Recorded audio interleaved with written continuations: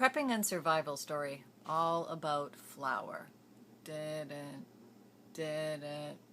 Flour can be a prepper's nightmare. I learned myself.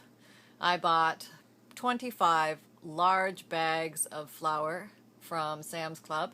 They were about $7 each, and I thought they were a amazing steal. I had just learned how to make my own homemade bread. I was very excited. I thought I was going to be baking bounties of bread as I was in the SHTF situation, and I would be able to make lovely bread for my family. Well, what I learned is that about a year and a half after storing these lovely large bags of flour, this is a small bag you're looking at right now, but the lovely large bags of flour, they blossomed a beautiful bounty of bugs. Apparently the eggs are inside the flour, and under the right conditions of heat, warmth, moisture, yada, you get these little critters to hatch. They come in the flour. There's really nothing you can do about it. A few tips I've learned along the way. So anyway, basically I had to throw out all these 25 bags. First of all, I had to drag them all home, load them all up in the corner of my, I used to keep them right here where the GOFoods bag is. But where the rice bags are, they were about the size of that big rice bag there, the white one on top. And there were 25 of them all the way up the wall. They almost went up to the top of the shelf. And I had to throw them all out. That was a chore in itself. So then I did a little more exploring and found that you could take flour and freeze it and then vacuum seal it. Where's my vacuum sealed flour? I don't see it right at the moment. Oh, I know where it is. Here it is. There it is. So that's what I did. I started buying these smaller bags of flour, freezing them for at least 3 days. I have a very cold freezer.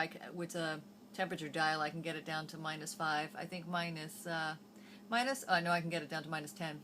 But I think -5 is okay to fracture the eggs. Once the eggs fracture upon unthawing, they will not hatch. And that's why the freezing works. So, this is my next plan.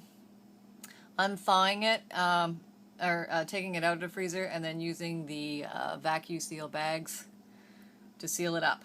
Now, cumbersome again.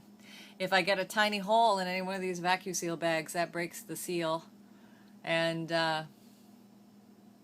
shouldn't get bugs, but they say that the flour can go rancid because it does have some certain amount of oil in it, especially the whole wheat flour, because I guess the husk of the wheat does contain some type of oil, the bran, and that can go rancid. So some things to consider there. Not too much fun. So I'm going to sit on those for a while and try them and see how the bread is when I make that. One day I can show you how to make the very easy bread. It's no-knead bread. None of that stretching and twisting of the dough and tired fingers. I'm all about the quick and easy way to do this stuff. So anyway, frankly, here's another situation where the GOFoods, the dehydrated food that we order now, came in handy because just storing the basics, which a lot of people do initially, like a lot of flour, a lot of sugar, a lot of wheat, a lot of oil. That's great and dandy to have these things, but there's only so many things you can make with it. And there is an issue with food fatigue. If you don't get enough variety in your diet, you become very bored with it and you stop eating as much. So in a SHTF situation, you need to keep your caloric intake up, and it has to be a variety of nutrients you're taking. You don't want to keep eating the same stuff all the time. So again, that was our solution, where we had a lot of different things to pick from in the old bucket.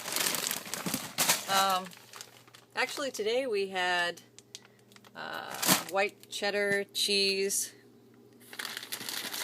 pasta from GOFoods. It was really good. And cheese. I mean, cheese is not easy to store, so it was nice that somebody did all that work for us. Anyway, that was a quick and easy tip for today. My journey with flour. Take care.